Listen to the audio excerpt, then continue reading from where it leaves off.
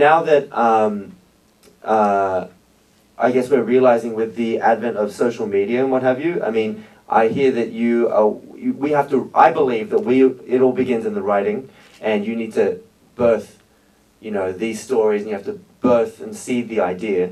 And so have you been writing, or are you looking at developing other avenues other than stand-up comedy and what have you? Yes. Oh, yes. In writing, well, I write all my own stand-up, so that's a lot. That takes a lot of time. But yeah, I mean, I think this is my first. I moved to LA. This is my first pilot season going out. Wow. It's crazy. Yeah. So pilot season is just like a season where all these pilots have been submitted, and then the networks pick up the scripts, and then they cast all of them like crazy, and then they shoot them, and it's like a 2 to 3 month crunch, and it's insane, and it's the first time I ever experienced it in my life, and I haven't auditioned before, and I feel every day like a Vietnamese black swan. Because it's a lot of pressure. So you really don't identify yourself as an actor. This is a new venue that you're going into? This is a new thing, yeah. Okay. Because it's like, I mean, I went to New York, and I definitely feel like I went deeper in finding my voice as a stand-up there, and it was really good. But I realized that to put butts in seats when I go around the country and tour, like, I have to be a recognizable face. So I have to do film and TV, and then just doing it is really intense, because especially if you're an Asian female, then you get called out for Asian hot babe, bodacious hot Asian babe in a bikini, and then I go there and women show up to the audition in a bikini, and I wear and American Apparel. Yeah, that doesn't work for me. That's all I got. That's the only sassy accessory, because naked I look like a kid. I don't even look like this isn't even real. I wear the kind of bra where if you put it on the floor would have boobs. Naked, I look like a little sad Thai boy that attracts old, creepy, gay white men. And when I started auditioning, I was like, this is crazy, because it's like, hey, Allie, how do you want to spend your Monday morning? How about you walk into a room with 20 better-looking versions of yourself? They're not funnier, though. That's what I realized! And that's what I want to talk to you about. I believe, as an actor, as you're going along, but as a performer, all of us are going to have to identify our lane and what that is and why we are the best in that lane. Yes. So what are you feeling? I mean, sure, that may be, the funny glasses wearing Asian comedian or what have you, right? So what do you feel? I love that lane! Own that lane! But so what do you feel like that lane is? And well, I would like to be in multiple lanes but I mean, I don't know. It's nice and easy to put a label on it, but I would like it to be, I would like to create my own lane that's just me. It's like the alley lane. And I don't know how to describe it right now, but I think it's becoming clearer to me, which is helping me a lot. So, but it's definitely, I guess smart, quirky, funny, but the whole just plain sexy thing just not working out. So. I mean, because it's true. I mean, you see a lot of these breakdowns for shows or for movies, what have you, and they literally break down the character, and the description will be, her name is May, and it's sexy bombshell, right? And then everybody else gets Laura, the smart girl that actually went off to Harvard Business School, but they get a whole paragraph. Friends with May, yeah. And supports May and gives May advice. Yeah. So anyways, so I'm doing that now, and then I think I'm working. My dream would be to be like Dirty Oprah. And to have my own talk show.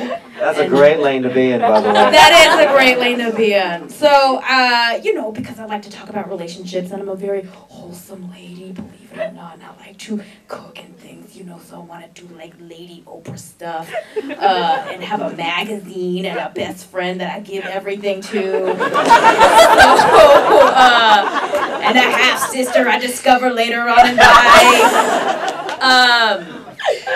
So that's my ultimate dream. So I'm like slowly working towards that.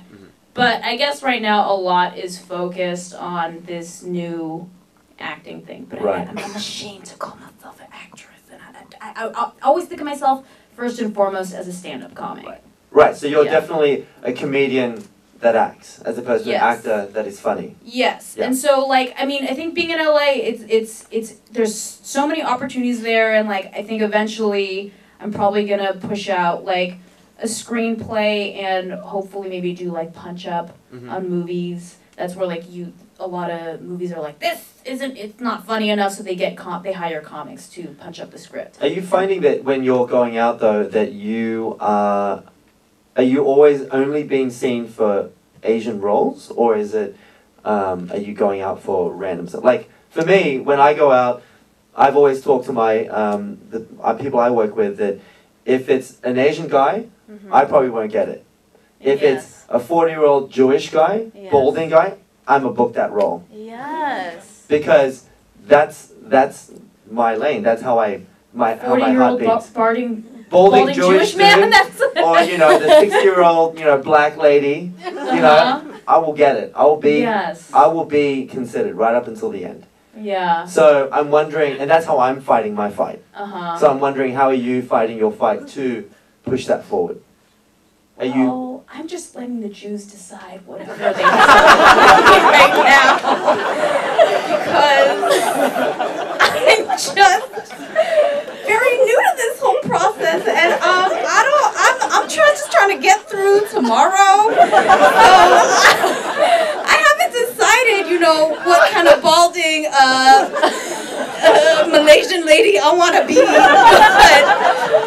I'm just trying to get a job. But I don't know. I mean, I've been pretty happy. There's some stuff where, like, there was this pilot called Playboy, and I think it's going to be on NBC, and it's the best pilot I've ever read.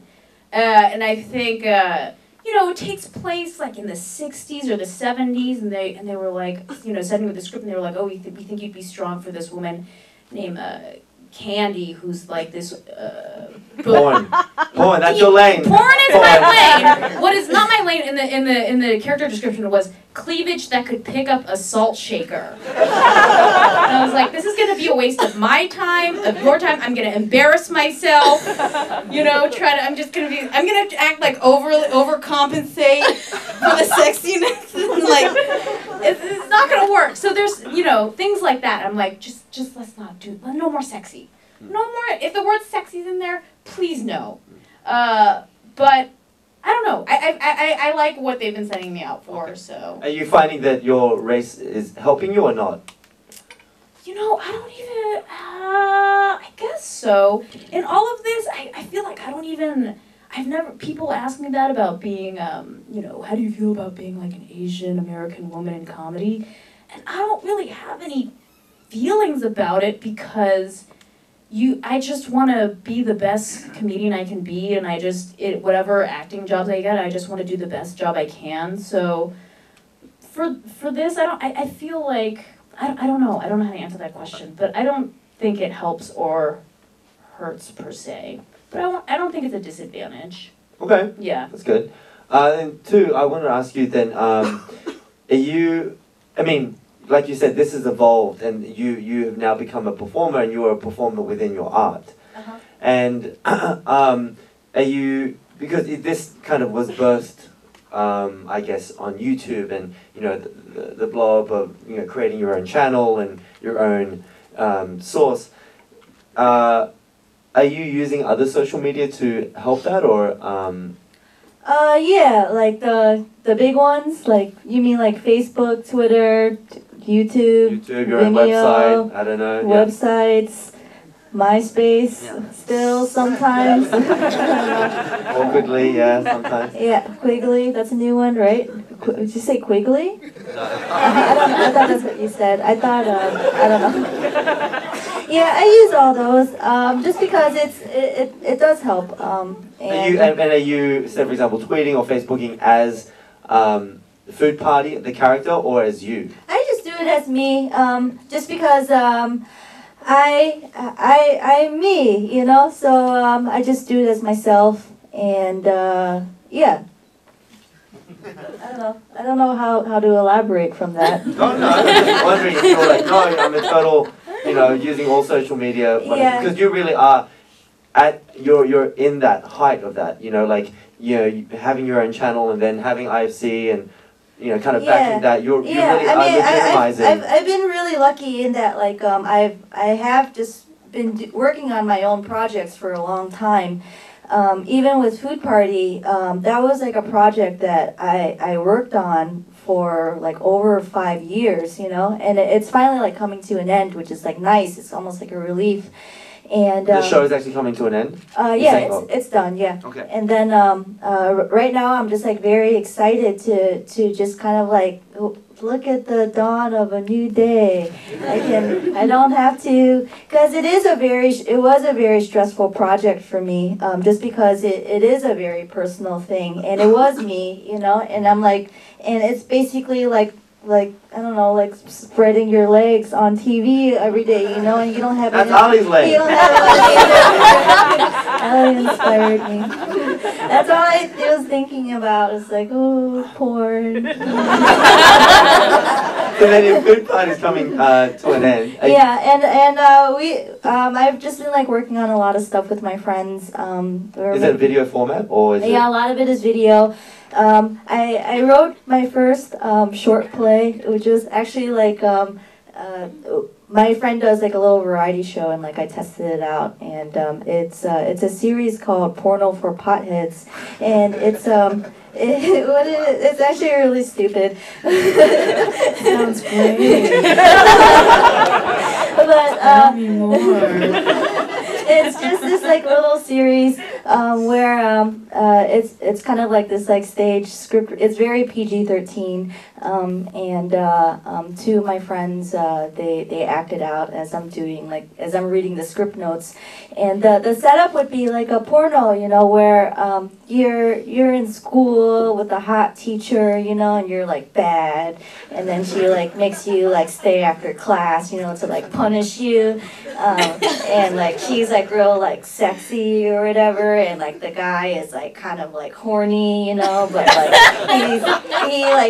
he's also worried because like he's about to be punished, you know, by the hot teacher, and then she just like pulls out a joint and they just smoke weed, which is like a different kind of fantasy, you know, like how cool is that is to smoke weed with your teacher. And then another one would be another one that was like really stupid, which was it was called James Bond 00420 License to Weed, you know, and it was the guy is like James Bond, you know, and he like gets all the girls, and there's like this like hot vixen, you know, and she's like a spy too, and like she just like wants him to hand over like the secret G13 bud, and he's like trying to like seduce it out of her, you know, and she just like refuses, and then like he just like caresses her cheek, and then like and then she just like gives it up, and then they just like sit on the couch and smoke weed and watch Wayne's World. And that's the end. They have fun. I grew up in Cleveland, Ohio, you know, so it's there's like a very small like Asian community there, and for the most part, a lot of my friends are, you know, like white dudes, black dudes, gay dudes, Hispanic dudes. So it's all like Cartoon dudes. Giraffe dudes. So it's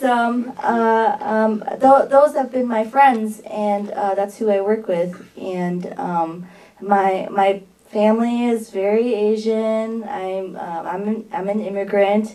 They're immigrants too. There's always like a really weird. If anything, it's kind of like within like my family.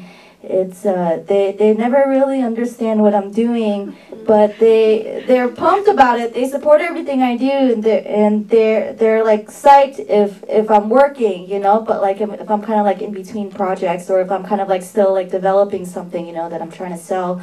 That's kind of like when they get really worried, you know. It's like, are you sure you want to keep doing this, you know? Like, do you want to like get a real degree that's not in art, you know, or whatever? But I don't know. It's like race has never really been an issue for me. It's interesting for you that because you are an immigrant and you identify as that, and it never is an issue for you. Yeah, if anything, it's kind of like, I mean, like my friends kind of make fun of me sometimes because that they say that I have like an immigrant work ethic, you know, whatever that means. I like to think that like, cause I do look up to my parents a lot because like they like just like picked up out of a country that was like their home and moved basically as far away as possible, you know, to Cleveland, Ohio of all places, you know, where it's like cold and dirty and gray, and it's like the opposite of Vietnam. So it's mind-blowing to me that they were able to like move here with nothing, you know, with like a baby and like not know what to do, and now like my mom has her own business. It's a nail shop. and my dad's an engineer, and he's I don't know. They're cool. They've worked really hard. They showed me how to work hard, and we're reaping the benefits of that. But that's good. Like I think that's really good. I think that is a benefit to come from immigrant parents because like I mean, yes, they might be disapproving, but like that whole work ethic thing totally transfers into guilt. And then it's like, I better work hard because I hear about how my dad grew up, and he was like, oh yeah, you know, we grew up in this tenement in Chinatown with no running water. Yeah. We 4 of us slept in a twin bed like Charlie in the Chocolate Factory. And I'm like, God, I better write some better jokes. That's my main motivation. I think about him having like tuberculosis and fishing bok choy out of a garbage can with like newspaper skirt pajamas, and I'm like, okay. Okay. I better not complain about, you know, whatever, and just continue eating at the Costco sample food station for lunch. I think that's good. Yeah. And that's like good to recognize that is an advantage. I think like I think it's good sometimes, like academically or, you know, for social discourse to honor like how being Asian American can be disadvantageous, but like being in it, like I don't have time to think about how it is a weakness, and I only like that will, you know, this sounds very like Dianetics-y, but like you just gotta focus on your strength, you know, and just like moveon.org. It's true. Like quit complaining, just suck it up and just do it well. Yeah, stop complaining. Yeah. You don't have any excuse. Yeah. Look at what your parents did, man. Yeah, You look what have your no room to parents complain. did. Your parents worked so hard for you, and all you're doing is sitting around at home, Taking pictures, unemployed, Twittering, blogging,